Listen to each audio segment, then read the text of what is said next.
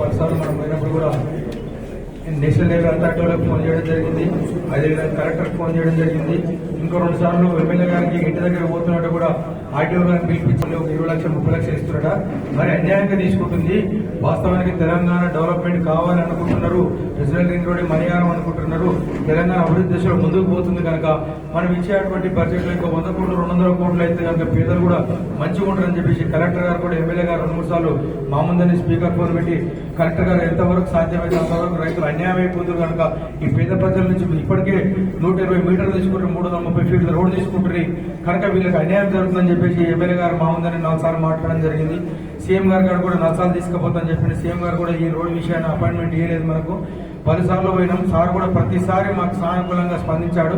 ఈ రోజు సార్ ఈ 2-3 రోజుల నుంచి మేము హైదరాబాద్ కోసం సార్ కలుస్తామంటే మీరు ఖర్చు పెట్టుకోవడం ఎందుకు, దాని ఏముంది నేనే అందుబాటులో ఉంటా, నేనే వస్తానని చెప్పడం జరిగింది. వారి ప్రత్యేకంగా ధన్యవాదాలు. పోతున్నటువంటి పరిస్థితి ఉంది కనుక మరి కూడా ఈ రోజు ప్రాధాన్యపడతా ఉన్న ఎమ్మెల్యే గారికి ప్రతి ఒక్కరు ట్రిపుల్ బాధ్యత తరఫున కాలు మొక్కి చెప్తున్నాం సార్. దాని మీద జీవనోపాధి కొనసాగించుకుంటున్నాం. ఒక్కోరు చచ్చిపోయిన పరిస్థితి అనేది ఇప్పుడు కూడా ఉన్నటువంటి రైతులు కూడా ఇప్పుడు మళ్ళా కూడా 30-40 మీటర్ల రైలు అంటున్నారు సార్. ఇంకా కూడా ఇప్పుడు ఆ కొనుగోలు పెడుతూ బతికేటోడు కూడా భూమని ఇవ్వడం లేకపోతే బహిరంగ మార్కెట్ రేట్ ఇవ్వని చెప్పేసి మీ ద్వారా దయచేసి త్రిపుర రైతుల నుంచి కోరుకుంటున్నాం సార్.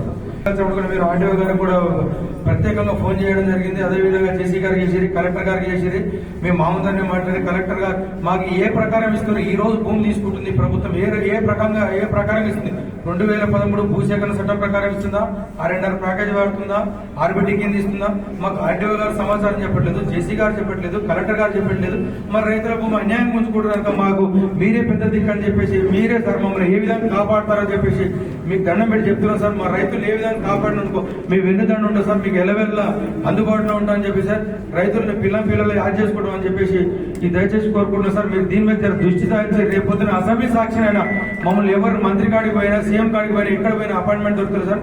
మీరే మాకు దిక్కు సార్. మీకు దయచేసి అసెంబ్లీ సాక్షిగా ఈ ట్రిపుల్ బాధ్యతల పట్ల మీరు మా తరఫున మాట్లాడి మాకు న్యాయం చేయగలరని కోరుకుంటున్నాం సార్. సమావేశం ఏర్పాటు చేసినటువంటి మునుగోడు ముద్దుబిడ్డ రాజగోపాల్ రెడ్డి సార్ గారికి బాధ్యతల ముఖ్య ఉద్దేశం ఏంటంటే అందరికి కూడా వారసత్వంగా వచ్చినటువంటి భూములు ఉన్న వాళ్ళకు 2 ఎకరాలు ఉంది, 5 ఎకరాలు ఉంది, 7 ఎకరాలు ఉంది, 8 ఎకరాలు ఉంది.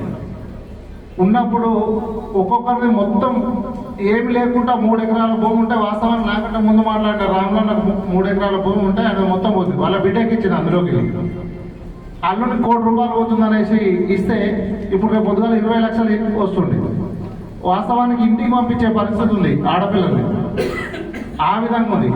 ఇంకొకటి ఈ రోజు 22 లక్షల రూపాయలు వస్తుందనేసి నోటీస్ ఇచ్చేస్తారు మాకు. వాస్తవానికి అదే 22 లక్షల రూపాయలు తీసుకొచ్చి మన చౌటుప్పలో ఉన్నటువంటి HMDA వెంచర్లో మొత్తం ఒక ప్లాట్ కూడా రాదు. ప్రజెంట్ ఉన్న సిచ్యువేషన్లో 120 గజాలు కూడా వస్తుందో రాదు సార్. 18